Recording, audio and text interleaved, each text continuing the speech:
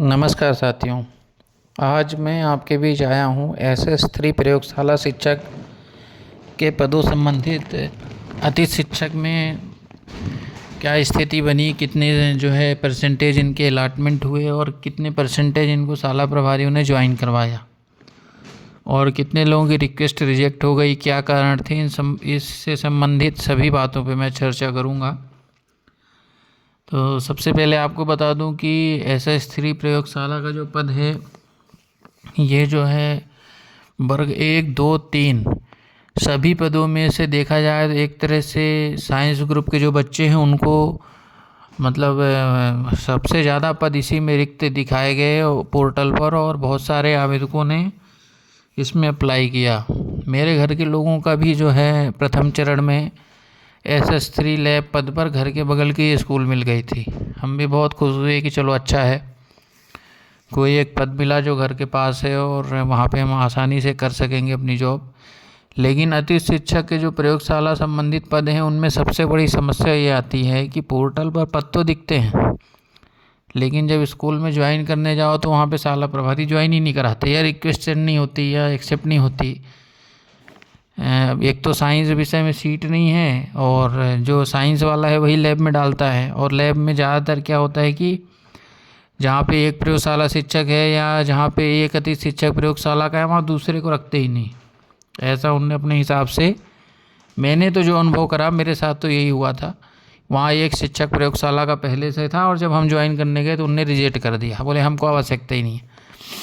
तो ये समस्या दूसरे चरण में भी मैंने देखा, जब अप्लाई करा तो साइंस की सीटें मात्र 5 से 7 थी, लेकिन प्रयोगशाला शिक्षक की सीटें मैंने देखी तो 20 सीटें खाली एक ही ब्लॉक में। अब वो 20 सीटें क्यों खाली? क्योंकि शाला प्रभारी ज्वाइन नहीं कराए, अपडेट नहीं कराते हैं। अब वर्तमान में स्थिति ये है कि शाला प्रभारियों ने पोर्टल से हटा दिया है।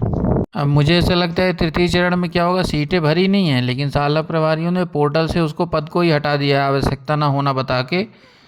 तो अब तीसरे चरण में वो सीट स्कूल में दिखेगी ही नहीं, जबकि भरी नहीं है वो। बहुत सारे शाला प्रभारियों ने द्वितीय चरण में ही हटा दिया था। तो ये एक बड़ी समस्या सामने आई है जिस पे संबंधित अतिथि शिक्षक संघों के जो पदाधिकारियों को ध्यान देना चाहिए, क्योंकि स्वीकृत सेटअप के हिसाब से प्रयोगशाला शिक्षक नहीं है। एक शिक्षक रख लिया प्रयोगशाला के नाम पे, बाकी अगर कहीं पे जैसे हायर सेकेंडरी स्कूल में 3 का सेटअप है तो 3 के जगह एक ही रखा है, बोले हमको एक ही की आवश्यकता, 2 की नहीं। तो ये प्राचार्य का लुकआउट थोड़ी है कि नहीं एक ही आवश्यकता। भाई जब 3 सेटअप है, छात्र संख्या है, तो आपको अलग अलग विषय के मान से उम्मीदवारों को ज्वाइनिंग देनी चाहिए, जिससे उनका क्या है, एक तो आदमी बेरोजगार है तो उसको रोजगार के भी अवसर मिलेंगे, और शासन जब उनको जो है सेटअप के अनुसार जो है भर्ती कर रहा है तो आपको क्या दिक्कत है, आप क्यों पोर्टल से हटा रहे हो उसको। ये सब थोड़ी परेशानी लैब वालों के साथ आई है। अब इस संबंध में जो है अपना 18 तारीख से तृतीय चरण चालू होगा, जिसमें वैकेंसी दिखेगी कहाँ कितनी खाली है। तो मैं उसमें आगे आपसे फिर से चर्चा करूँगा कि क्या करना चाहिए।